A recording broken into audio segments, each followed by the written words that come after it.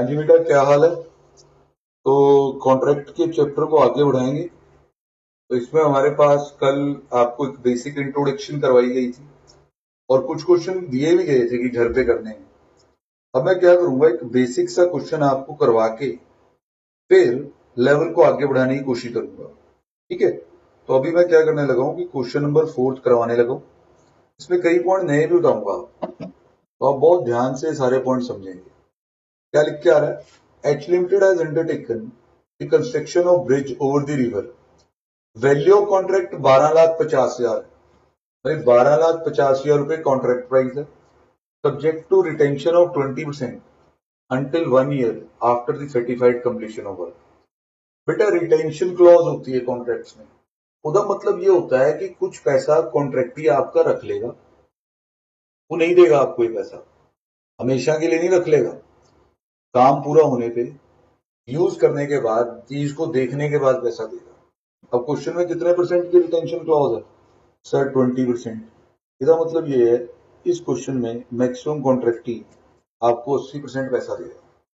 ठीक है? तो कैश रिसीव विल बी 80%। कहते ये पैसा 1 साल बाद देंगे कंप्लीशन के बाद। The following are the details. आपको कॉन्ट्रैक्ट अकाउंट, कॉन्ट्रैक्टी अकाउंट, ये सारी चीजें कही गई हैं। पॉइंट बेकार है सारे, खर्चे खुर्चे सीधे सीधे दिए हुए हैं। होपफुली आपने घर पे खुद भी किया होगा, एक बार मेरे थ्रू भी कर लो, मुझे भी अच्छा लगेगा। तो कॉन्ट्रैक्ट अकाउंट बनाना शुरू कर रहे हैं। कॉन्ट्रैक्ट अकाउंट में पहले देखते हैं जी क्या पॉइंट है। जैसे हमारे पास पहले लेबर, टू लेबर 4,05,000। फिर मटीरियल, टू मटीरियल में कितना है? 4,20। फिर उसके बाद material from store, material for store is 81,200।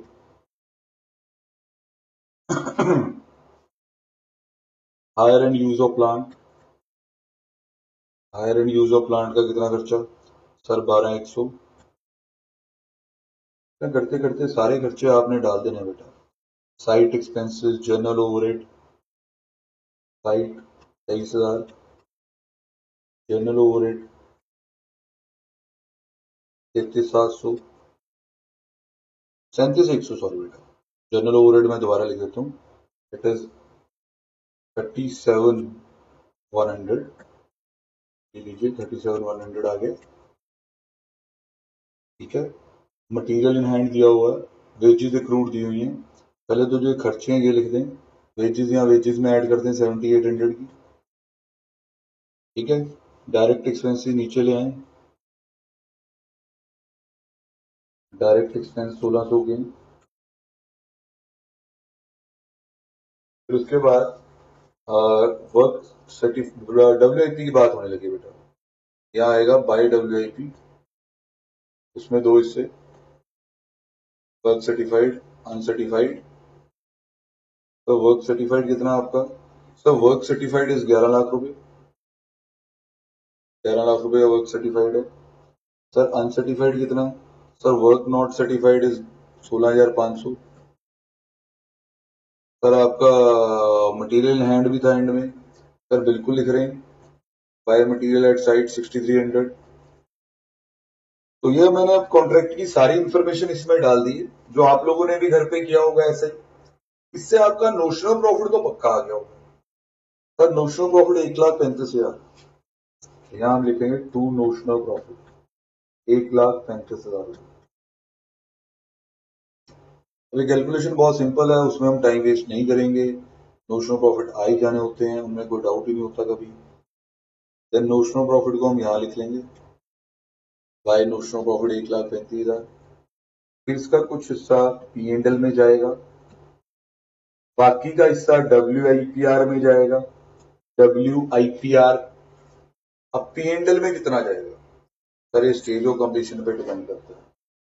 Sir stage of completion कैसे आएगी? सर स्टेज ऑफ कंप्लीशन होती है work certified upon contract price. तो वर्क सर्टिफाइड देखेंगे पहले इसके लिए। वर्क सर्टिफाइड बेटा 11 लाख है, 11 लाख रुपए वर्क सर्टिफाइड है। कॉन्ट्रैक्ट अगर आपको याद हो तो 12,50,000 का था, कॉन्ट्रैक्ट प्राइस 12,50,000। तो बताओ कितने परसेंट सर्टिफाई हुआ? सर 88%। सर अब कितना P&L में ट्रांसफर करोगे? 2/3 into notional profit into cash received upon work certified। Sir इस क्वेश्चन की पहली लाइन में लिखा हुआ था कि 20% की रिटेंशन क्लॉज है, तो वहां से हमें क्लियर होना चाहिए कि कैश 80% से ज्यादा नहीं मिल सकता। तो 2/3 into 1/35 into cash receive on work, 2/3 करके 90,000 आ गई। 90,000 का 80% कर दिया आपने, तो बेसिकली 72,000 P&L में चला गया। ऐसा घर पे किया था? बोलो, कुछ करना भी चाहिए तुम्हें भी। तो 63,000 का WIPR निकाल लिया होगा आपने। तो यहां तक का कॉन्ट्रैक्ट अकाउंट आपने सबने घर पे मैनेज किया। अब सर मैं आगे जो इसने पूछा वो आपको सिखाना चाहता हूँ। सर आगे सवाल ने पूछा कि आप कॉन्ट्रैक्टी अकाउंट बना दो, बना देते हैं sir. B point is contractee account.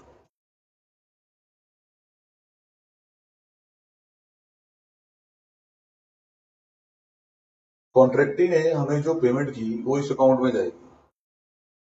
Cash receive हुआ वहां से 880 का, तो एंट्री होगी बैंक टू कॉन्ट्रैक्टी। यहाँ पे आएगा बाय बैंक 8,80,000। यहाँ आएगा टू बैलेंस कैरेट डाउन 8,80,000। ये समझे कि मैंने टू बैलेंस कैरेट डाउन कर दिया। सर कॉन्ट्रैक्टी ने जो भी दिया है ना आपको, वो आपके लिए एक एडवांस ही है, आपने उसे कुछ बना के नहीं दिया। तो बेसिकली कॉन्ट्रैक्टी आपका क्रेडिटर है, कि हमने बैलेंस कैरी डाउन कर दिया। और सवाल पूछता है how it would appear in balance sheet. Sir balance sheet के ना यहाँ एक्सट्रैक्ट्स बनने हैं, बैलेंस शीट में कॉन्ट्रैक्टी रिगार्डिंग आइटम्स कैसे दिखाओगे, ये चाहता है आपसे। तो ये बैलेंस शीट पूरी पहली वाली बैलेंस शीट नहीं बन सकती, उसके लिए ट्रायल चाहिए होता है। यहाँ बनेंगे एक्सट्रैक्ट्स, जो जो रेलेवेंट आइटम है वो दिखा देंगे। सर अब क्या क्या दिखाओगे? सर एक तो P&L दिखा देना, जितना उसमें ट्रांसफर किए हो। 72,000 ट्रांसफर किए। सर और क्या क्या पता आपको? सर वेजेस आउटस्टैंडिंग पता है, डायरेक्ट एक्सपेंसेस पता है। Wages outstanding sir 7,800, direct expenses 1,600। इस तरीके से दो चीजें तो पता थी, और सर बहुत कुछ और पता है। WIP है, मटेरियल एट साइट है, पहले मटेरियल एट साइट लिख दो। मटेरियल साइट में देखो इंफॉर्मेशन पता करो कितना है, 6,300। फिर WIP की बारी आ गई, work certified uncertified less WIPR। जैसे स्टॉक में से स्टॉक रिजर्व लेस करते हैं ना, ऐसे ही WIP में से WIPR लेस करना है।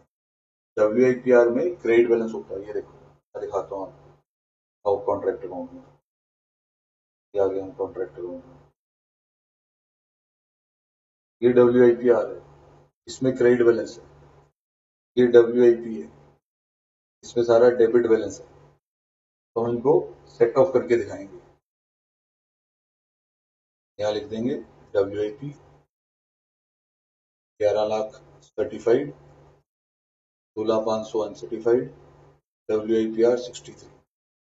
नेट बैलेंस यहाँ बाहर लिख देना। फिर आप पूछोगे सर बस इतना ही करना है ना? सर एक चीज और बताते हैं, नेट बैलेंस यहाँ बाहर ना लिखना, एक और चीज आपको यहाँ दिखानी है। वो क्या है सर? सर बताते हैं अभी। सर एक कॉन्ट्रैक्टी अकाउंट देखो, कॉन्ट्रैक्टी ने 8,80,000 रुपए दिए आपको। आप दो ट्रीटमेंट कर सकते हो, या तो इसे लाइबिलिटी साइड पे दिखा दो, वो तुम्हारी मर्जी, या जैसे करते हैं वैसा करो।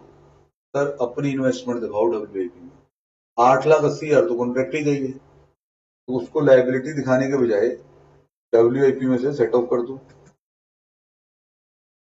लेस कॉन्ट्रैक्टी अकाउंट 8,80,000 रुपये इस वैल्यू पे बाहर आएगा। देखिए सर ये क्या बना, 11 लाख प्लस 16,500 माइनस 63,000 माइनस 880 173,500। और सर और क्वेश्चन में भी आप नोशनल निकालते रहे होंगे, जैसे क्वेश्चन नंबर 5 है और 6 है, 6 तो शायद दिया नहीं था। अब मैं क्या करता हूँ बेटा, इस चैप्टर की जो मेन चीज है ना वो सिखाता हूँ आपको, एस्टिमेटेड प्रॉफिट। इसके लिए हम एक छोटा सा क्वेश्चन पकड़ लेते हैं पहले, जिसके थ्रू हम सीखते भी जाएं और क्वेश्चन भी हो जाए। कौन से वाला ठीक रहेगा सर? एस्टिमेटेड प्रॉफिट का कॉन्सेप्ट लिखा लो पहले, बच्चे ज्यादा ना डर जाएं, बेचारे रिकॉर्डिंग से थोड़ा वैसे भी डरते हैं। सर टॉपिक आ गया, estimated profit. Estimated profit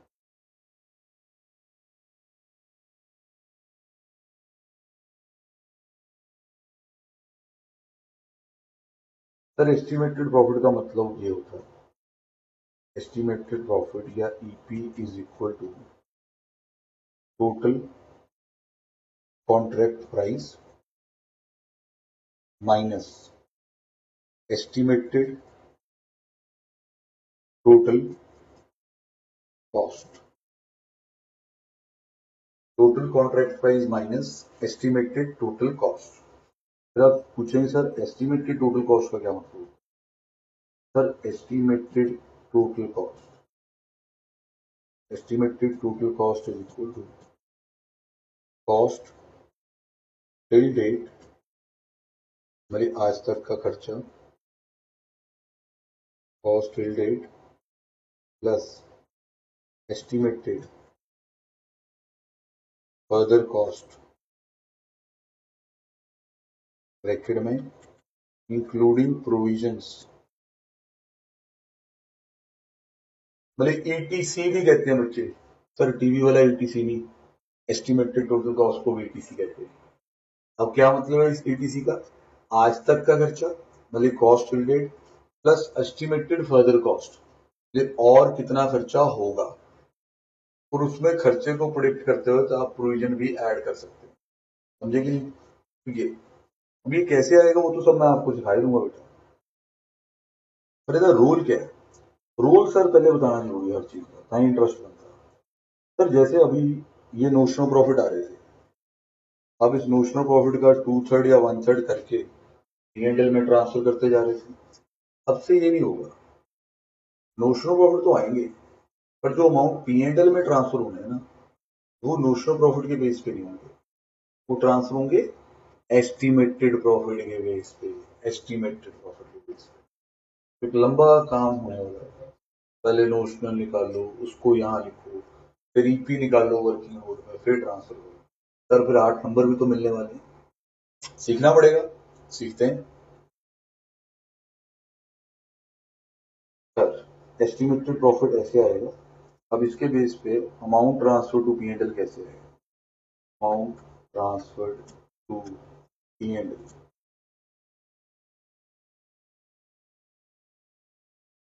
amount transfer to PNL. Sir इसमें फॉर्मूले पड़ेंगे। पहला ये estimated profit into work certified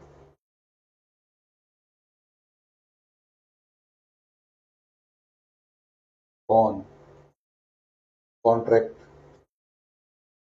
price. ये तो हो गया जी स्टेज ऑफ कंप्लीशन जैसे, मतलब उतना एस्टिमेटेड प्रॉफिट पीएनएल में डाल दो जितना ये फॉर्मूला बताता है। ये फॉर्मूला क्या बताता है? Work certified upon contract price. तो work certified upon contract price क्या होता है? सर यही तो स्टेज ऑफ कंप्लीशन होती है। तो पहले वाले को क्या बोलेंगे? स्टेज ऑफ कंप्लीशन के बेस पे। दूसरा estimated profit into work certified upon contract price into cash received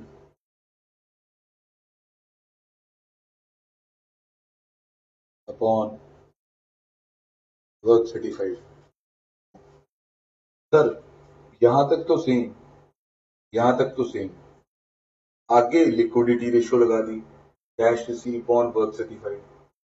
sir अगर बच्चा इंटेलिजेंट हो वो कहेगा ये तो कट ही गया, फिर वो कहेगा ये तो ये बन गया जी, EP into cash receive upon contract price. देख पा रहे हैं, ये तो बेसिकली आपका EP into cash receive upon contract ही बन गया। ध्यान रखना इस बात का। और कहानी, और कहानी क्या है सर? थर्ड पॉइंट आ जाता है। थर्ड कहता है कि आप EP into cost till date upon estimated total cost कर दो। ये भी स्टेज ऑफ कंप्लीशन ही है, पर ये रेवेन्यू की टर्म में नहीं है, ये कॉस्ट की टर्म है। अरे हमने cost till date upon estimated total cost कर दिया। और आगे चलते हैं। Fourth point, EP into cost till date upon ETC estimated total cost. तो आपको भी सर आप दोबारा सेम लिख देते हो। सर पहले मैं सेम लिखता हूँ फिर मैं बदल देता हूँ, यहाँ लिक्विडिटी टेस्ट लगाने लग जाता हूँ। Cash received upon work certified.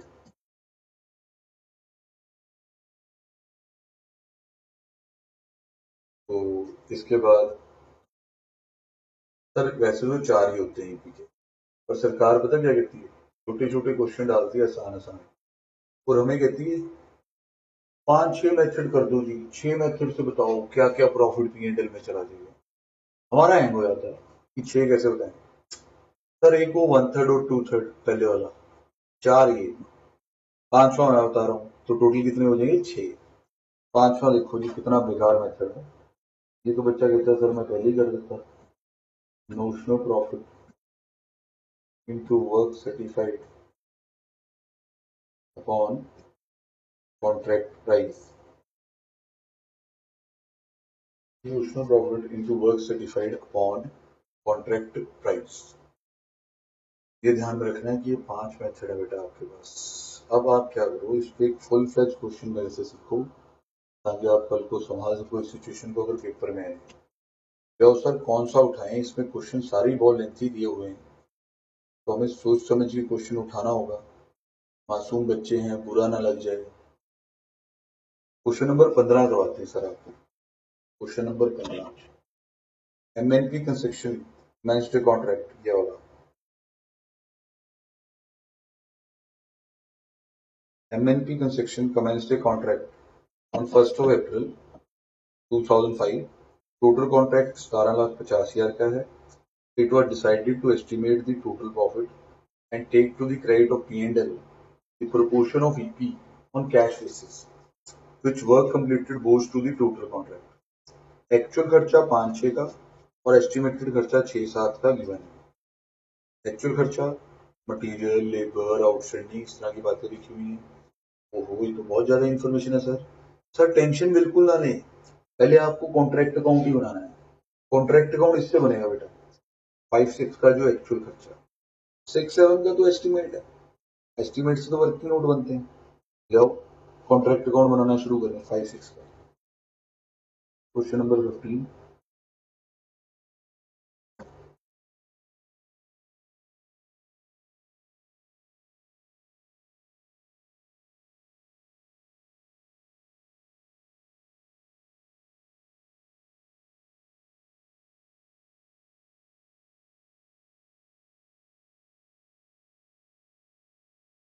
तो पहले आएगा टू मटीरियल,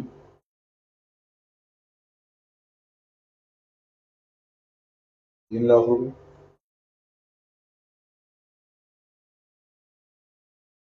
फिर टू लेबर, लेबर में कैसे देखेंगे sir, paid plus closing outstanding. Labour देखो कितनी पे हो रही है, 2 लाख रुपए। Add closing outstanding, closing outstanding 20,000 रुपए। बाहर आपके पास 2 20 आ गया।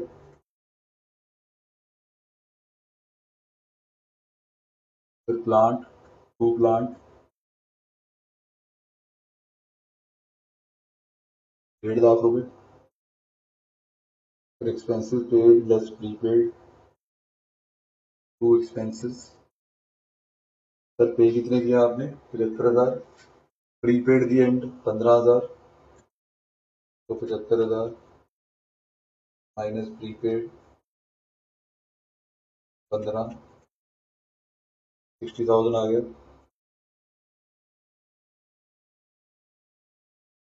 फिर कह रहा है plant return to store 50,000। Sir देखो हमने 1.5 लाख का प्लांट अभी इशू किया था, ये 1.5 लाख का प्लांट था जो इशू हुआ, ये आप देख सकते हैं। अब इसमें से 50,000 का स्टोर में वापस आ गया, क्या करें अब इसका? पहले पढ़ते हैं। 50,000 का वापस आ गया लिखा है। नीचे ये भी लिखा है कि plant is subject to annual depreciation at the rate 25% of WDV। हाँ जी। अब आई काम की बात, इस प्लांट पे डेप्रिसिएशन किया गया था, कितने परसेंट है? 25%। और सवाल ये उठता है कि ये वापस कब आएगा? सर देखो, ये कॉन्ट्रैक्ट आपका 1 अप्रैल 2005 को शुरू हुआ, टाटा 5-6 का है। 50,000 का प्लांट वापस 5-6 के अंदर ही आया, उसके बाद तो नहीं आया। सवाल फिर ये उठता है सर पर किस दिन? सर आप नॉर्मल यही माने कि टुवर्ड्स द एंड, साल के एंड पे वापस आया, पूरा साल वहां यूज होके आया, यूज होके आया तो फिर डेप्रिसिएशन लगेगी। तो यहाँ लिखेंगे बाय प्लांट 50,000 लेस बेटा डेप्रिसिएशन एट द रेट 25%, 35,500 आ गया।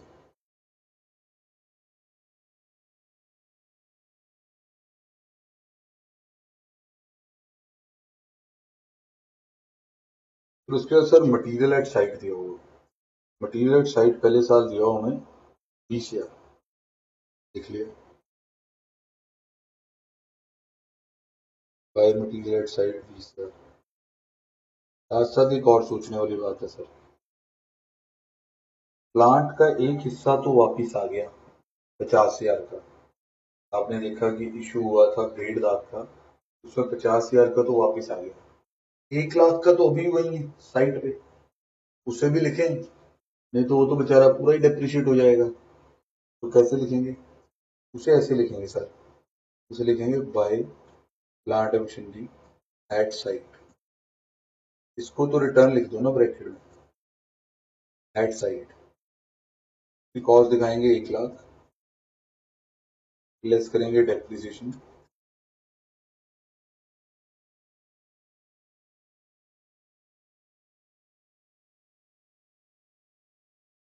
बेहतर।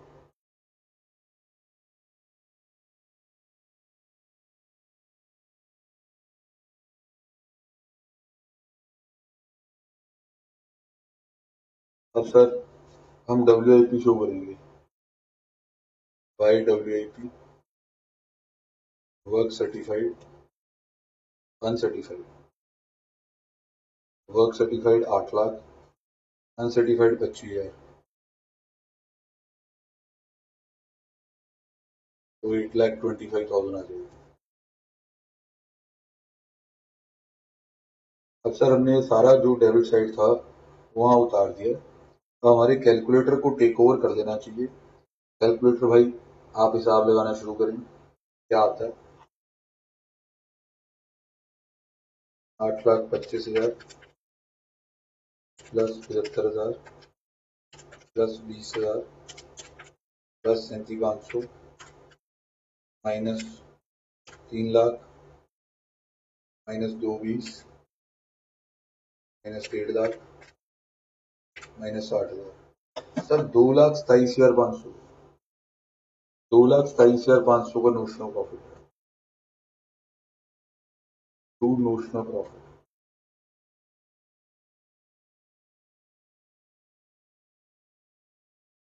2,27,500। बाकी टोटलिंग वगैरह आप मैनेज करेंगे। ये बंद है, यहाँ आ गया नोशनल प्रॉफिट 2,27,500। इसका कुछ हिस्सा P&L में जाएगा, बाकी WIPR में बहुत बड़ी गेम है, वो खेलने से पहले कॉन्ट्रैक्ट अकाउंट आपके सामने रखा है, एनालाइज कर दें, कुछ रह गया है नोट डाउन कर दें, प्रॉपर कर दें। मैं 2 मिनट की ब्रेक दे देता हूँ आपको।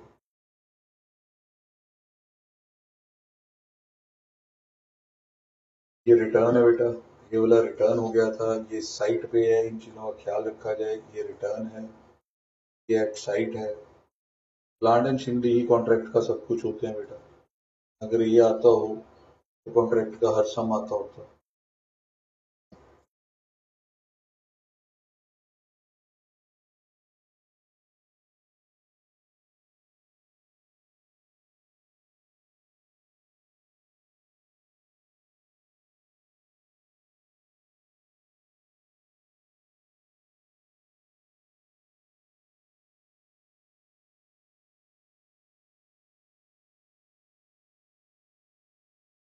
हाँ जी सर, होपफुली आपको सब समझ आ गया होगा। अब हम अपने मेन काम पे आते हैं। सर देखो, बिना ईपी वाले क्वेश्चनों में हम इसका कुछ हिस्सा P&L में डाल रहे थे, बाकी WIPR कर रहे थे। पर अब आ गया सवाल ईपी वाला। ये होती है लंबी कहानी, इसमें अब ट्रांसफर टू P&L को बहुत वेट करनी पड़ेगी। और वर्किंग नोट में आ गई, वहां आपने पहले अपना कॉन्सेप्ट रिवाइज करने के लिए ईपी लिखा। ईपी क्या था? टोटल कॉन्ट्रैक्ट प्राइस, मतलब कितने पैसे मिल जाएंगे, माइनस पूरे काम की पूरी कॉस्ट। पूरी कॉस्ट कैसे पता चलेगी, काम तो पूरा हुआ ही नहीं, तभी तो वर्ड आ रहा है एस्टिमेटेड टोटल कॉस्ट, मतलब कितने पैसे लग जाएंगे। अब एस्टिमेटेड टोटल कॉस्ट का मतलब क्या होता है? एस्टिमेटेड टोटल कॉस्ट का मतलब होता है कॉस्ट टिल डेट, ये आज तक कितना हुआ खर्चा, प्लस एस्टिमेटेड फर्दर कॉस्ट, उसमें प्रोविजन भी आएगी। ये मतलब होता है ये एस्टिमेटेड टोटल कॉस्ट का। अब सर इसे कैसे निकालते होंगे? सर पहले तो कॉस्ट टिल डेट निकालनी सीखे आप मेरे से। सर कॉस्ट टिल डेट दो तरीके से आ सकती है, ये देखो, मैं हाईलाइटर उठा लेता हूँ। सर ये खर्चा हुआ ऐसे आपको लग सकता है, ये खर्चा हुआ, ये खर्चा हुआ ऐसे लग सकता है, ऐसे लग सकता है, ये सब खर्चे हुए आज तक। और सर ये बच गया, ये भी बच गया, पड़ा है इतना मटेरियल, ये भी बच गया। तो अगर आप इनको इधर से ऐड करें, इन सबको इधर से ऐड करें ऐसे सबको, और उधर से जो बचा है वो माइनस कर दें, तो भी कॉस्ट टिल डेट आ जाएगी। और हम में से कई बहुत चालाक बैठे होते हैं, कहते नहीं नहीं सर, कॉस्ट टिल डेट तो एक और तरीके से भी आ जाएगी। अगर आप इधर वाले इस टोटल को, जो चीजें बच गई उसमें से ये माइनस कर दें, सर गेम ऐसी जबरदस्त है, दोनों से सेम आएगी। तो पहले हम जो स्काई ब्लू हाईलाइटिंग है उसको यूज करते हैं। तो मैं 3 लाख उठा रहा हूँ, प्लस 2,20,000 कर रहा हूँ, कर रहे हैं आप मेरे सर, 1.5 लाख ऐड कर रहा हूँ, 60,000 ऐड कर रहा हूँ। ऐसे मेरा कैलकुलेटर 7,30,000 दिखा रहा है बेटा। पर मैं ये भूल गया कि 37,500 का तो प्लांट यूज करके हमने वापस कर दिया, वहां तो पूरा 1.5 लाख पेमेंट है। 20,000 का मटीरियल आज तक यूज ही नहीं हुआ, 73,000 प्लांट की भी जान बची हुई है। तो ऐसे कैलकुलेटर 597,500 दिखा रहा है। मतलब कॉस्ट टिल डेट, जैसे एग्जाम में आपको ये प्रॉपर एक स्टेटमेंट में दिखाना है, जैसे आपकी बारी आ गई है मान लो एग्जाम में, अब तो वहां कॉस्ट टिल डेट पहले लिखा जाएगा। कॉस्ट टिल डेट एक तो ये है कि आप ये पूरा कैलकुलेशन यहाँ समझाएंगे, कैसे ऐसे मटेरियल था वो हमने ऐड किया, फिर वो बच गया वो हमने माइनस किया। या आप थोड़ा स्मार्ट वर्क भी कर सकते हैं, 10 माइनस 10, टोटल WIP लेना बेटा, सर्टिफाइड अनसर्टिफाइड में ना फंस जाना। पूरा WIP उठाओ और उसमें से नोशनल प्रॉफिट माइनस कर दो, बात वहीं की वहीं आके टिकी है। 8,25,000 माइनस 2,27,500, तब भी 597,500 आ रहा है। इसको आप जल्दी लिख भी पाएंगे और इफेक्टिव भी रहेगा। Total WIP minus notional profit, इससे आपकी कॉस्ट डेट आ जाएगी। ये आपकी खर्चा आज तक का, प्लस और फ्यूचर वाले खर्चे एंड एस्टिमेटेड फर्दर कॉस्ट, मतलब अगले साल और कौन कौन से खर्चे होंगे, एस्टिमेटेड फर्दर कॉस्ट। पर इसके लिए आपको क्वेश्चन पढ़ना पड़ेगा। एस्टिमेटेड फर्दर कॉस्ट 6-7 का एस्टिमेट दिखाता है कि 5,50,000 का और मटेरियल इशू होगा, लेबर और पे की जाएगी, आउटस्टैंडिंग भी रह जाएगी, खर्चे भी और पे होंगे, इसलिए प्रीपेड भी एडजस्ट होंगे, और बातें आ रही। प्लांट 1,00,000 रुपए का जो वहां रह गया था 31 दिसंबर 2006 को वापस आ जाएगा। और पूरा क्वेश्चन पढ़ते हैं। प्लांट में 25% डेप्रिसिएशन है। Contract is likely to be completed on 31 December 2006। 5-6 end हुआ जी बेटा मार्च में, 31 मार्च 2006 को 5-6 एंड हुआ। अब हम कह रहे हैं कि जो कॉन्ट्रैक्ट है वो 31 दिसंबर 2006 तक खत्म हो जाएगा। इट मीन्स हमारे पास कितना टाइम और है सर? हमारे पास टाइम और है 9 मंथ्स का। टाइम और है कितने मंथ्स का? 9 मंथ्स का। देखते हैं बेटा इसमें कैसे कैसे चलेंगे। जाओ बेटा, सबसे पहले तो पहला खर्चा इसमें लगाओ आप मटेरियल का। मटेरियल कितना और लगेगा? तो मटेरियल में थोड़ा सोचना पड़ता है, जल्दबाजी ना करना। मटेरियल पहले भी पड़ा साइड पे 20,000 रुपये,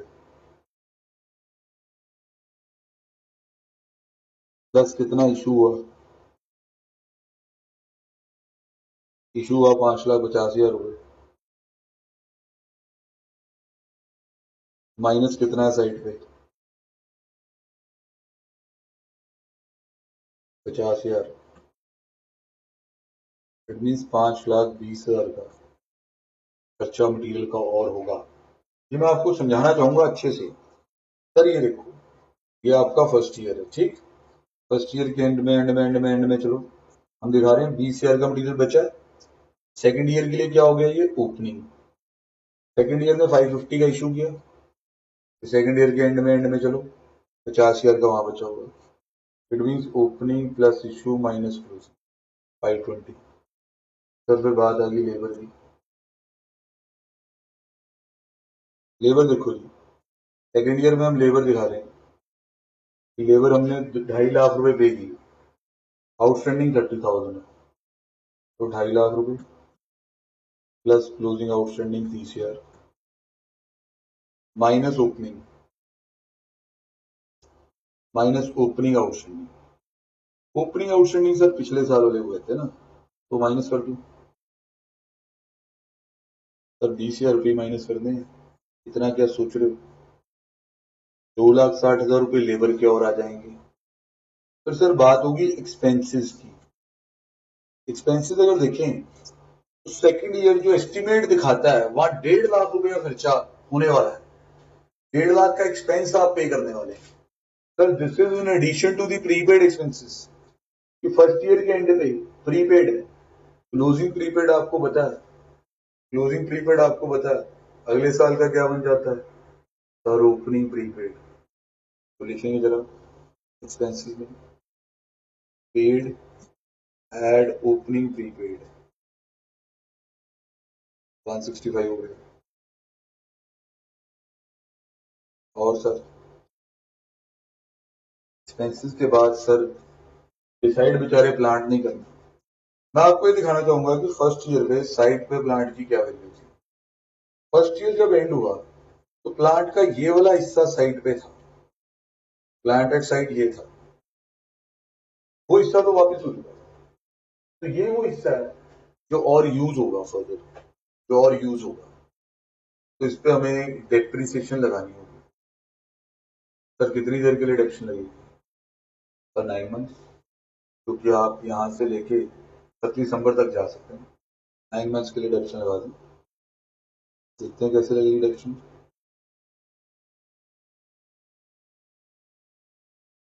सर जैसे आप खर्चे निकाल रहे थे बाकी के, ऐसी डिडक्शन भी लग जाएगी। 75,000 पे क्यों लगा रहे हैं?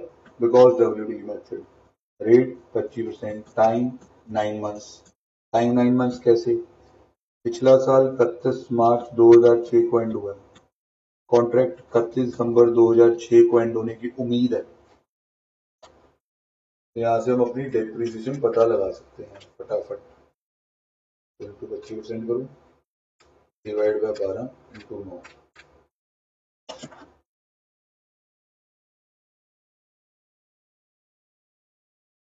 14062.5।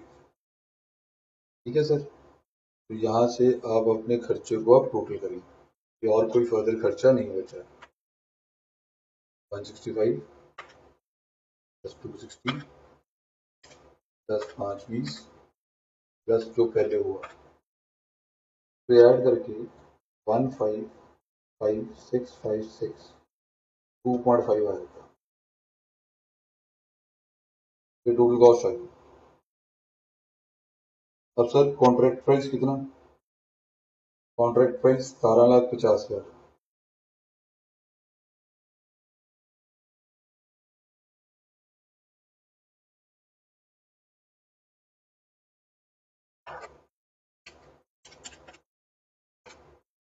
इससे जो ईपी आ जाता है वो 193,437.5 आ जाता है। देखो जी, ईपी इज इक्वल टू 17,50,000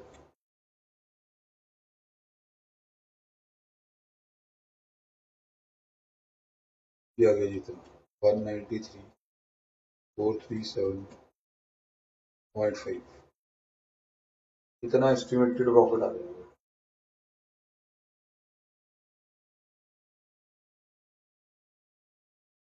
अब इस एस्टिमेटेड प्रॉफिट को सर करेंगे क्या? सर करने को तो इसकी 4 मेथड कर सकते हैं, पर अभी इस क्वेश्चन में इतनी जरूरत नहीं है।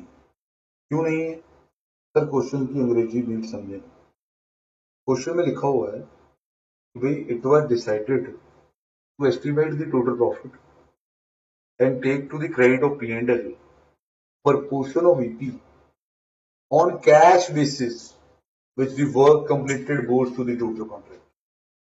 सर अगर ये सिंपली कैश बेसिस ना लगाते बीच में वर्ड, फिर तो work certified upon total contract वाला लग जाना था। और अगर आप कैश बेसिस लगाया है तो साथ में कैश अपॉन वर्क सर्टिफाइड भी देखना पड़ेगा।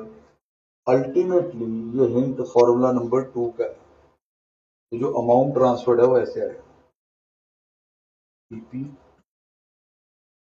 Into cash received on contract price. EP इतना,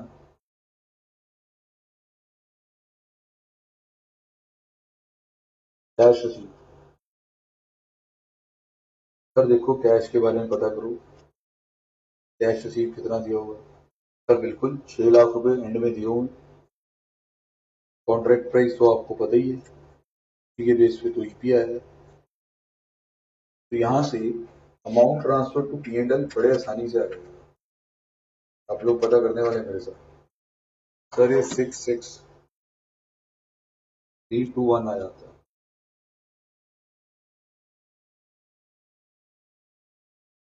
66321.43 आप लिख सकते हैं। मैं डेसिमल थोड़ा अवॉइड करूंगा, राउंड ऑफ कर दिया। यहाँ 66321 लिख के देखो बेटा, एक सिंपल सा 1/3 और 2/3 मासूम बिल्कुल ही जो कर सकता था, उसको करने के लिए कितना कुछ हो गया। पर बेटा चैप्टर भी तो खत्म हो गया, यही तो लिखा है इस चैप्टर में। अब आप इस पे जितना मर्जी और एंजॉय करना चाहते हैं करें, प्रैक्टिस मैनुअल खोल दें और क्वेश्चन देख लें, आपको सब समझ आ जाएगा। मैं अभी आपको और क्वेश्चन बताता हूँ इसके साथ के, तो आपको खुद ही करने। सर देखो 16th क्वेश्चन सेम है, वो आप देखेंगे। 17th क्वेश्चन सेम है, तो 16 और 17 तो आप मान लो कि हो गए हैं। तो उनमें फर्क पता क्या है?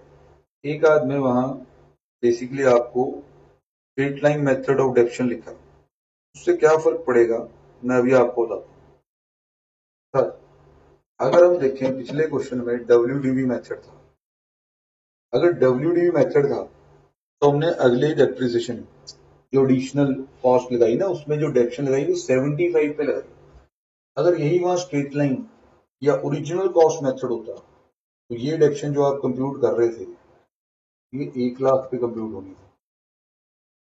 समझ पा रहे हैं? तो ये थोड़ा देखना होता है, समझना होता है स्ट्रेट लाइन और इससे क्या फर्क पड़ सकता है। ठीक है जी, तो ये आपको मेरे हिसाब से समझ आ गई, संभाल लेंगे इतना। अब ये क्वेश्चन करेंगे तो उसके बाद और आगे क्या किया जा सकता है। सर 18th भी आपका हो जाना है, 19th भी हो जाना है, कोई इसमें मेरी जरूरत नहीं पड़ेगी आपको। अब मैं कोई प्रोविजन वाला क्वेश्चन करवाता हूँ आपको बेटा, इसमें प्रोविजन वगैरह लिखी हो, ये शुरू में फिर एक पीछे है मुश्किल, वेट करेंगे जरा।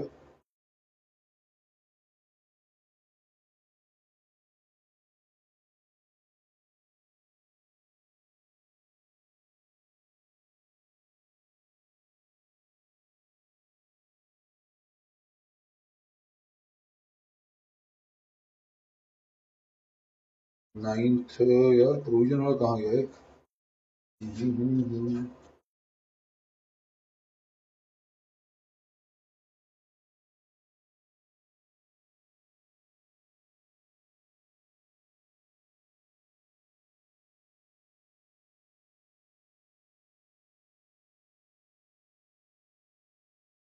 स्टार्टिंग में होना चाहिए बेटा, 1 मिनट देगा बस मेरे को और, नहीं तो हम कुछ और कर लेंगे। हाँ ये रहा, मेरे को था कि क्वेश्चन है, मैं बच्चों को ये करवाता होता हूँ। हाँ जी sir, 10th question. M Limited entered into a contract for 480 lakh. Work started in April 2006। Estimate ये है कि ये कॉन्ट्रैक्ट 15 महीने में पूरा होगा। Work has progress as per the schedule. Actual खर्चा 31 मार्च 2007 तक कर लो। इसमें material, labour, hire charges, establishment ऐसे खर्चे। फिर एंड में आपको मटेरियल कितना बचा है, WIP कितना है आपका, उसके अगेंस्ट पेमेंट कितनी आई है, कितना अनसर्टिफाइड है, सब दिया हुआ। As per the management estimate following further expensive will be incurred. ये और खर्चे होंगे। You are required to compute the WIP as on 31 March after considering a reasonable margin of profit and making a provision for contingency 5% of total cost. 5% of total cost. Question number 10.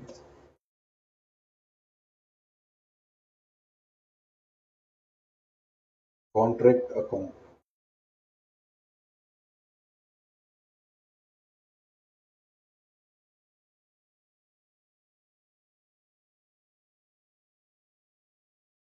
Two material,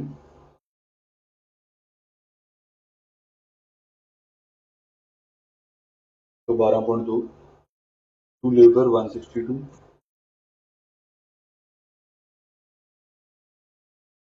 higher charges 36,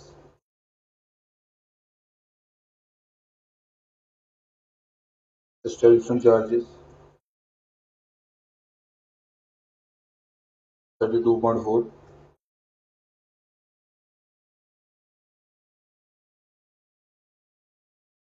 फिर उसके बाद by material in hand 6.6,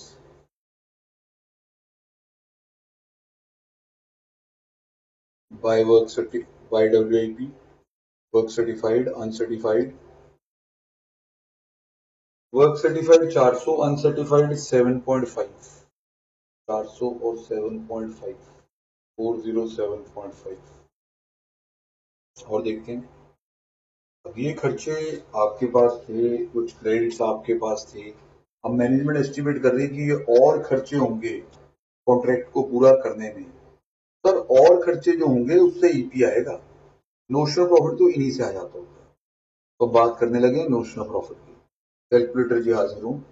47.5 प्लस 6.6 minus this 112.2 minus 162 minus 36 minus 32.4, it is 71.6। First check किए 71.5, sorry 71.5 given given. तो 71.5 का notional profit आएगा।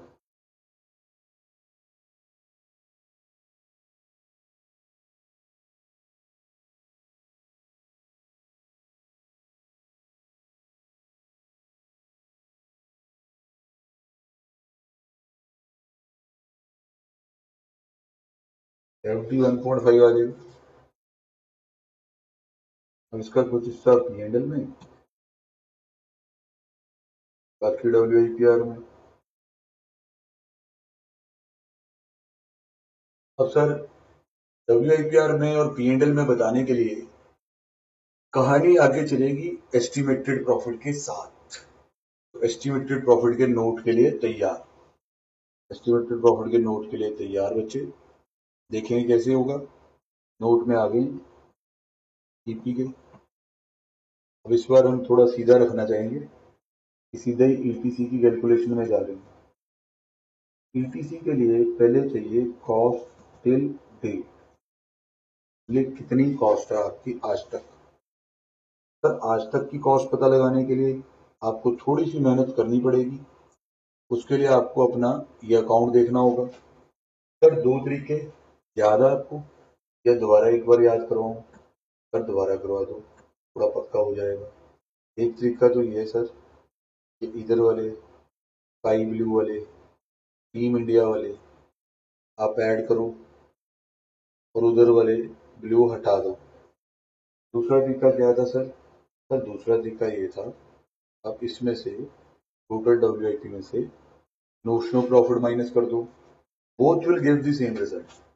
दोनों से रिजल्ट एक जैसा रहने वाला है, तो आपको वो इशू नहीं आएगा। 336 आ जाता है बेटा, कॉस्ट टिल डेट 336।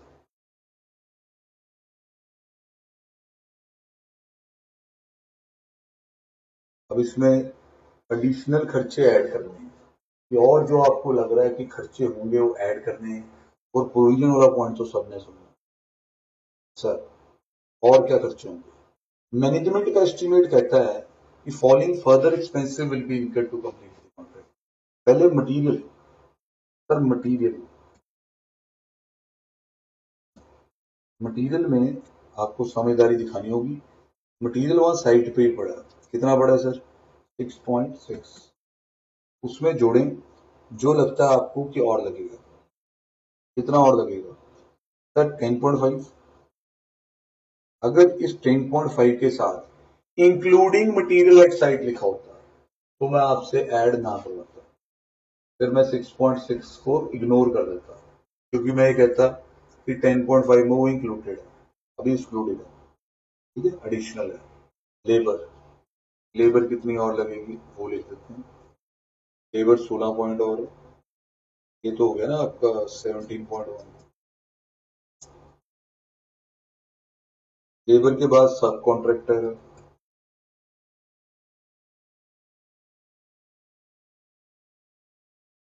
सब कॉन्ट्रैक्टर 20 पॉइंट ले गया, और पॉइंट का मतलब मेरा खर्चे से होता है बेटा।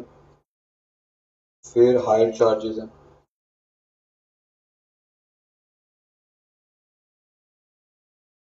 हायर चार्जेस 3 पॉइंट है।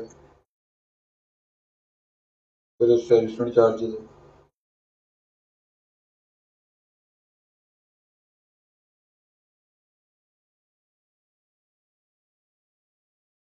एस्टेब्लिशमेंट चार्जेस में कितना बात करते हैं। Establishment charges, sir establishment charges में तो 6.9 लिखा है इधर। ये खर्चे जब पहले के खर्चे में जुड़ते हैं, देखिए बेटा क्या बन जाता है ये 336, 17.1, 16, 20, 3, 6.9, 399 बन जाता है सर टोटल इस वक्त तक का। ये ईटीसी एक्सक्लूडिंग प्रोविजन है बेटा। प्रोविजन के अलावा तो जब भी ऐसी एस्टिमेट लगेंगे तो इनमें गलतियां हो जाती हैं। इनमें पता नहीं चलता कि एस्टिमेट सही है या गलत है। कोई चीज बाद में बहुत महंगी भी हो सकती है। तो उन चीजों को प्रोवाइड करने के लिए या बचने के लिए प्रोविजन बनाना सही समझा जाता है कि प्रोविजन बना ली जाए। सर अब प्रोविजन कितनी लिखी है वो पढ़ें। Make a provision of contingency amounting to 5% of total cost. दो स्टाइल है लिखने की। 5% ऑफ टोटल कॉस्ट लिखा है तो उसका मतलब टोटल ही माना जाएगा।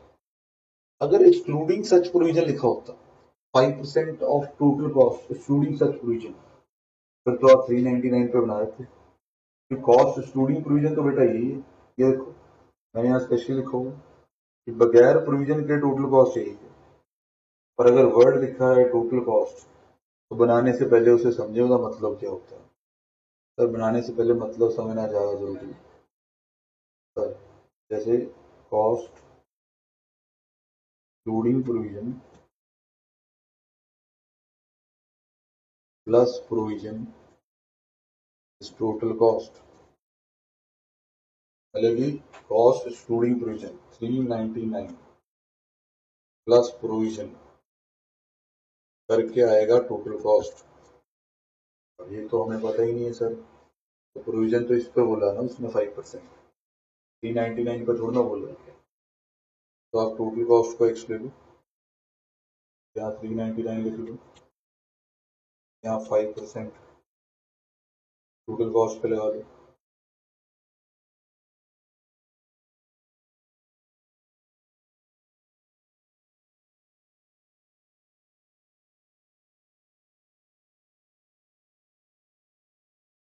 यहाँ से आप एक्स की वैल्यू निकाल लो 420। बोलो जी, ये समझ आया आपको? वैसे टफ मेथड भी है अपने पास। अगर मैं कहता 5/95 लगा लो एक्स पे, हाँ तब भी जाती टोटल कॉस्ट। और नहीं बेटा ऐसे तो हम काम करते ही नहीं, हम तो समझ के करते हैं, टाइम टाइम लग जाता है थोड़ा सा। 399 एक्सक्लूडिंग प्रोविजन है, प्रोविजन ऐड करके टोटल कॉस्ट आएगी। प्रोविजन की परसेंटेज किस पे दी हुई है? टोटल कॉस्ट पे।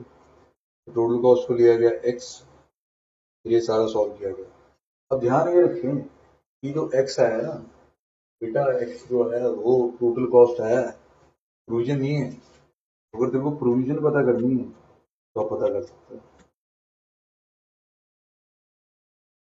5% ऑफ 420 बेसिकली 21 को यहाँ जोड़ दें, ऐड प्रोविजन। इससे आपकी ईटीसी इंक्लूडिंग प्रोविजन 420 आ जाएगी। 420 समझ पा रहे हैं? मेरे बेस पे अभी ईपी सॉल्व होना है, कुछ सारी बातें हैं वो तो हम करेंगे ईपी कितना सर। पर पहले बच्चा यहाँ तक समझे कि सर ये मुझे समझ आ गया है, हाँ जी सर, तो इसको और आगे कैसे चलाना। सर देखो ईपी में आ जाओ। ईपी क्या होता है? EP is contract price minus etc. Contract price is 480 और ईटीसी इज 420। तो एस्टिमेटेड प्रॉफिट 60 लाख। अब इसमें से कितना पी एंड एल में ट्रांसफर करेंगे? सर क्वेश्चन कोई मेथड स्पेसिफाई कर रहा है? हाँ जी सर, मेथड कोई भी स्पेसिफाई नहीं कर रहा है। सर आप सारे मेथड लगाओ, इंजॉय करो भाई। फिर आप कहेंगे सर पी एंड एल में कौन सा ट्रांसफर करो? सर बुक वाले कुछ भी कर देते हैं, कुछ भी, कभी किसी क्वेश्चन में कुछ कभी कुछ। स्टूडेंट को सेकंड मेथड करना चाहिए। लो सर, मैं amount transfer to P and L के सारे ऑप्शन आपको बता दूंगा। Number 1 EP into work certified upon contract price. EP 60, work certified. Work certified देखो कितना, तो work certified 400 upon contract price 480। Accordingly ये बेस पे आप चेक कर सकते हैं। सर 50 आ रहा है ये तो बिल्कुल। सर दूसरा, दूसरा is EP into work certified upon contract price into cash received upon work certified. तो इसमें कैसे करेंगे? To this to this cash received बेटा, क्योंकि हमें पता है कि ये दोनों तो कर सकते थे, कैश रिसीव्ड ही चाहिए हमें। सर कैश रिसीव दिया हुआ है, वर्क सर्टिफाइड में लिखा है of which 324 lakh has been received, तो यहाँ 324 आ जाएगा, फाइंड आउट करके देखिए।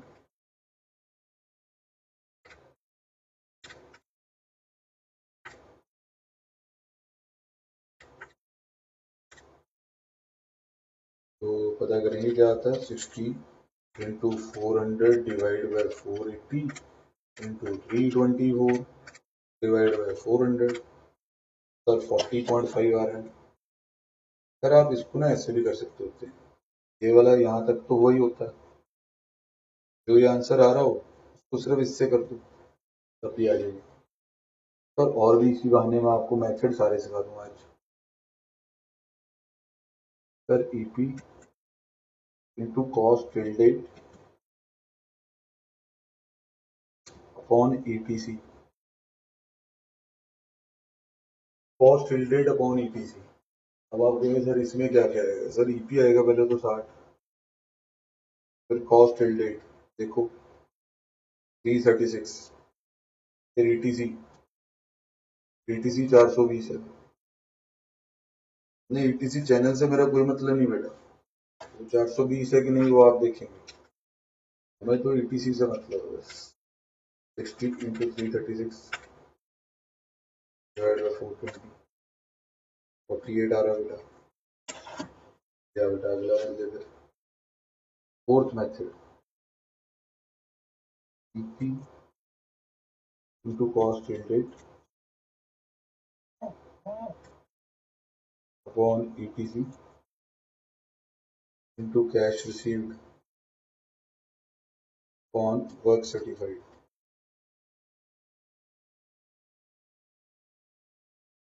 This into cash received 324 upon work certified.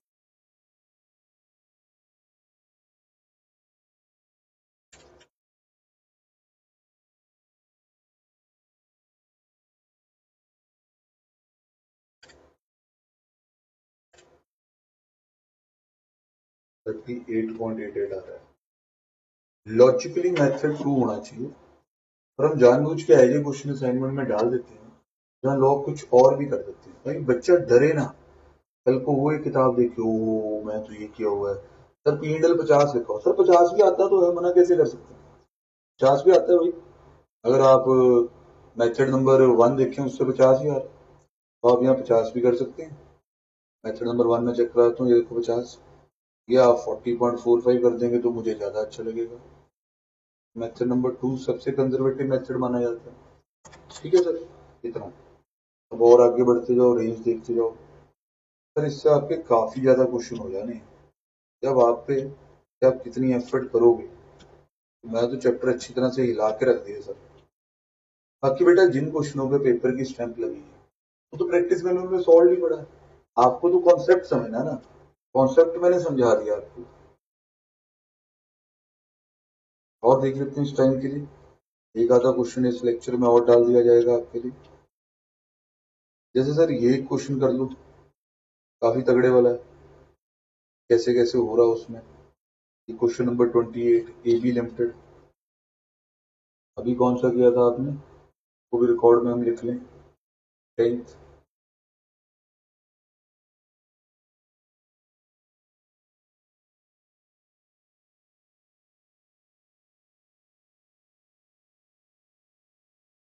और क्वेश्चन नंबर 28 करवाएं आप लोगों को।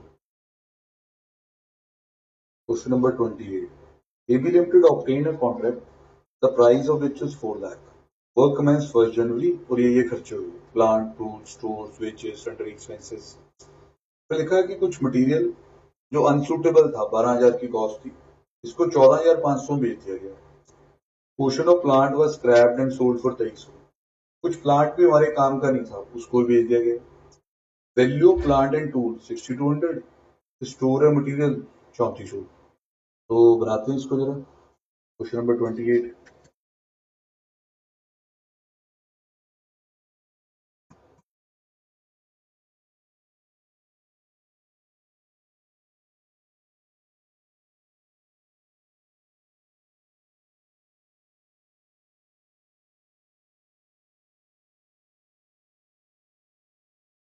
कॉन्ट्रैक्ट अकाउंट में देखेंगे क्या क्या है। टू प्लांट एंड टूल 20,000, फिर स्टोर्स 72,000, फिर वेजेस 65,000, फिर सन्ड्री एक्सपेंसेस 5,300, फिर एस्टेब्लिशमेंट चार्जेस 11,700,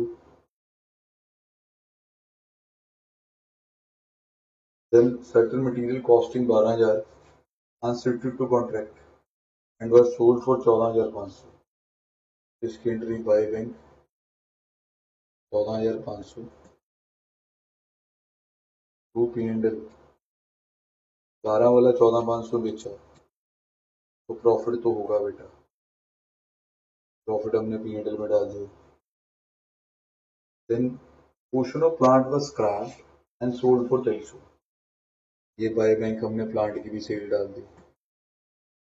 तो बच्चा कुछ सोच रहा होता है यार ये इसकी कॉस्ट कुस्ट क्या थी, जैसे मटेरियल जो बेचा तब तो कॉस्ट कुस्ट बताई, यही तो पॉइंट है बेटा, अभी पता करेंगे क्या थी। अभी हम सोच ही रहे होते हैं, वो plant and tool at site बता देता है कि एंड में कितने, एंड में साइट पे प्लांट एंड टूल 6200 के, तो यहाँ बाय प्लांट एंड टूल्स 6200 बेटा।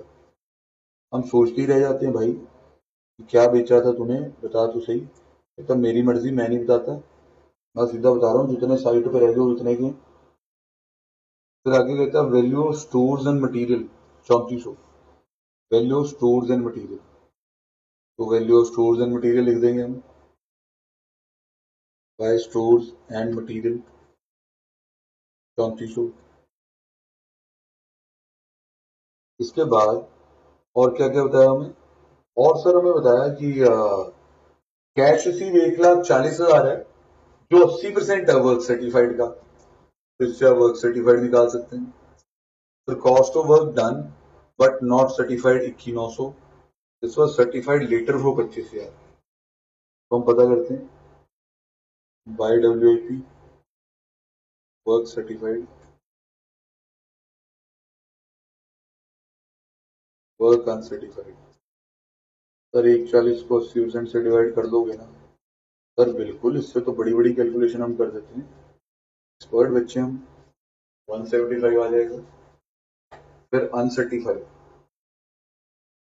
पर uncertified cost of work done but not certified 21,900, uncertified 21,900 आएगा। हाँ जी सर। उसके बाद और क्या क्या बताया, आगे लिखा है AB decided to estimate the और खर्चे further expenditure take to the credit of P&L। अच्छा जी, पता चल गया, तेरा प्लान एक भी निकालने का है। तेरा प्लान मैं बाद में समझूंगा भाई, पहले तू ये देख प्लांट को कैसे समझूंगा। सर प्लांट के बारे में हाईलाइट करते हैं, क्या हुआ वो हाईलाइट करते हैं। सर प्लांट ये है, प्लांट की सेल ये है,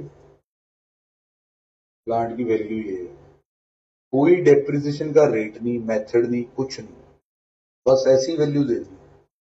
सर इसे भी एक मेथड कहते हैं, आपको अब याद हो चाहे ना हो, एस्टिमेटेड वैल्यू मेथड है ये। +1 में डेप्रिसिएशन सिखाई जाती थी, जुनेजा चावला वाले जमाने बेटा, याद करो। तो उसमें एक मेथड होता था एस्टिमेटेड वैल्यू, जो स्मॉल टूल इक्विपमेंट्स के लिए राइबर माना जाता है। कितने खरीदे डेबिट कर दो, कर दिए, जितने में बिके स्क्रैप की तरह क्रेडिट कर दो, एंड में उनकी हालत देख के, जो बचे हैं उनकी हालत देख के एक रिलायबल वैल्यू निकाल दो कि ये रेस्ट इज डेप्रिसिएशन। ये देखो डेबिट, जितने पे आपने डेबिट किया है, ये देखो ये इतने पे डेबिट किया, क्रेडिट उससे कम है, तो बाकी एक तरह से कंजम्पशन है बेटा, एक तरह से कंजम्पशन है जो इफेक्ट ले रही है अपनी, ये कंजम्पशन ही है और कुछ नहीं है। इतना आपने ध्यान रखना है, ठीक है, इतना आप समझ के चलेंगे। और आगे चलते सर, अब सर आप नोशनल प्रॉफिट तो निकाल लेते हैं, हाँ जी हाँ जी सर बिल्कुल, नोशनल प्रॉफिट मुझे खुद चिंता है कि निकाल लेना चाहिए। जाओ टोटल लगवाएं, कैलकुलेटर की प्रकट हूँ 14,500, 2300, 6200, 3400, 175, इस 900 minus 20,000 minus 72 minus 65 minus 5300, 11,700 minus 2500। Sir 70,200 आ रहा है, एक बार चेक कर लेंगे। गड़बड़ लग रही है टोटली में, मुझे लग रहा था मैंने कुछ गलत टाइप कर दिया। खर्चे खुर्चे देख लो एक बार सारे, देखो जरा। प्लांट टूल बीसीआर डेबिट, फिर उसके बाद 72 और 65 है, 72 65 है। सन्डी एक्सपेंसिस 5300 और 11,700, 5300 11,700। फिर उसके बाद अगली बात, प्लांट व स्क्रैप वैल्यू ऑफ प्लांट और साइट स्टोर इतना, ये सब जो एक बार दोबारा टोटलिंग देख लें, एक डाउट आ ही रहा है। तो 14,500 plus 2300 plus 62 plus 3400 plus 175 plus 6100 minus 20,000 minus 72,000 minus 65,000 minus 5,300 minus 11,700। हाँ जी सर, टोटलिंग करने में एरर थी, काम बच्चों का होता है ना, हमें अब आदत नहीं रही। 46,800 आना चाहिए जरा, चेक कर लेंगे। बिल्कुल जी सर, 46,800 जो है सर। अब इसके बेस पे ईपी तक पहुंचते हैं। पहले ईपीसी की स्टेटमेंट बनेगी,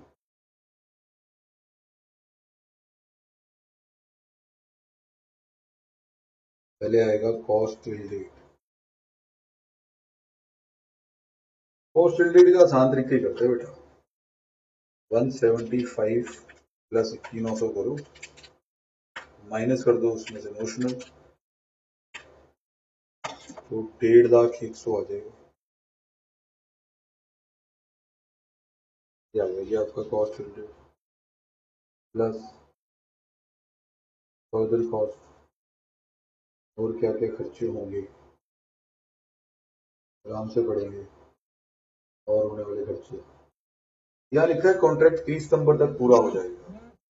वेजेस ऑन कॉन्ट्रैक्ट 17,500 होंगी 2006। एक खर्चा तो मिल गया, 71,500 बोलना चाहिए था, 17,500 बोलिए, 71,500 लिख दिया।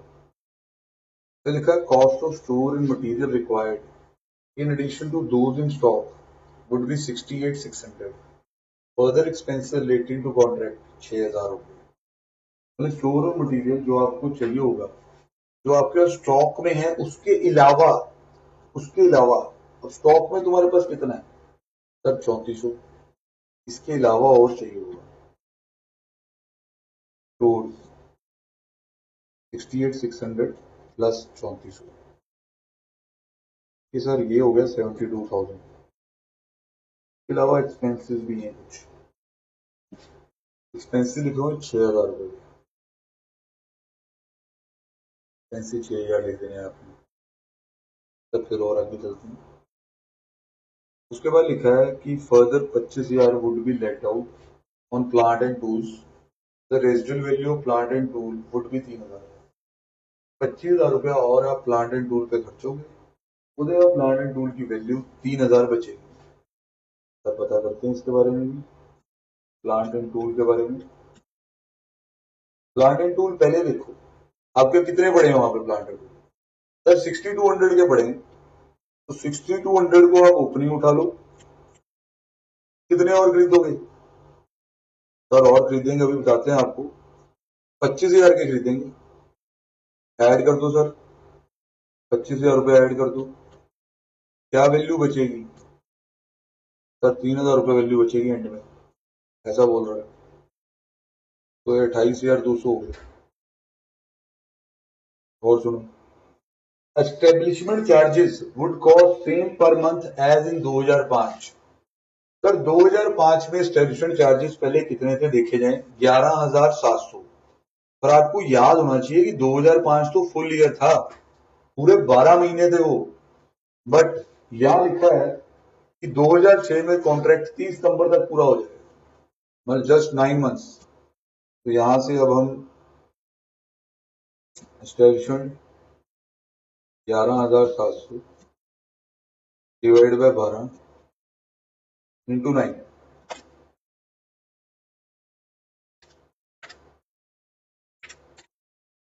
इससे स्टेशन का इतना खर्चा डलेगा, मंथली बेसिस पे खर्चा निकाल के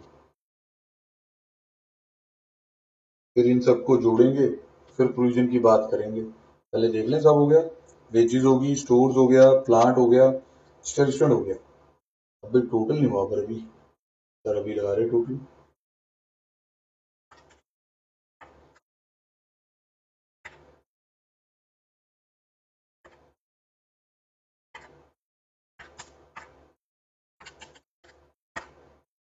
सर टोटली आ रहा है 36575। अब मेरी बात ध्यान से सुनेंगे। आज आपने एक इंक्लूडिंग प्रोविजन वाला केस किया था अभी, टोटल कॉस्ट इंक्लूडिंग प्रोविजन वाला। अब आप एक्सक्लूडिंग भी करने लगे। यहाँ लिखा हुआ है 2.5% of total cost of contract would be due to defect and contingency, पर साथ में लिखा हुआ एक्सक्लूडिंग दिस परसेंटेज, तो आप 2.5% फ्लैट ऐड करेंगे,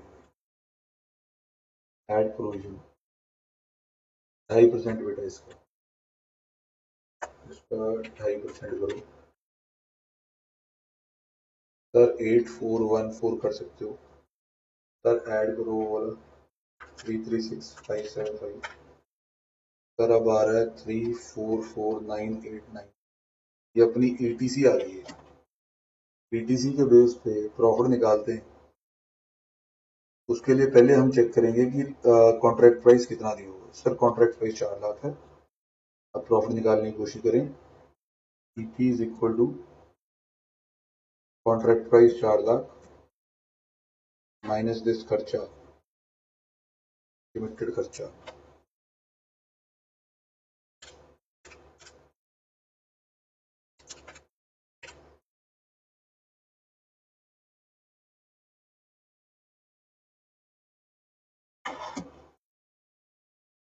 ये एस्टिमेटेड प्रॉफिट आ गया। अब एस्टिमेटेड प्रॉफिट में से कितना P&L में जाएगा। Take to the credit of P&L that proportion of total profit which correspond to the work certified to the total contract price। बेटा अब चार चार मेथड ना कर देना भाई, मैं इंग्लिश में बता दिया कि कौन सा मेथड होना है। टोटल कॉन्ट्रैक्ट प्राइस और वर्क सर्टिफाइड, ये जो कंसिडर करता है वो मेथड होगा। सर ये तो पहला मेथड है, work certified upon contract price. चाहे आप करके देख लें बेटा। ये हमारा ईपी आ गया, amount transferred is equal to EP into work certified.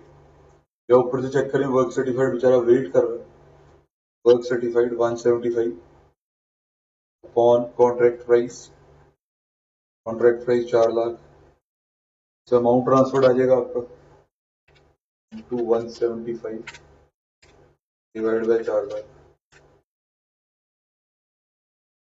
24067। इससे जी अमाउंट ट्रांसफर्ड आ गया आपका। इसको आपने यहाँ P&L में लिख देना है। जब ये ऐसे होता है ना बाय नोशनल प्रॉफिट, 46,800 आएगा, अमाउंट ट्रांसफर टू P&L आएगा 24067, बाकी का WIPR बनेगा,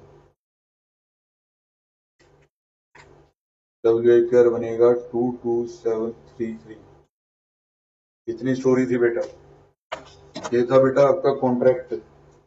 कल थोड़ा सा टाइम इस पे और लगा के इसको खत्म कर दिया जाएगा, फिर बाकी छोटे छोटे चैप्टर्स और आगे करवाए जाएंगे।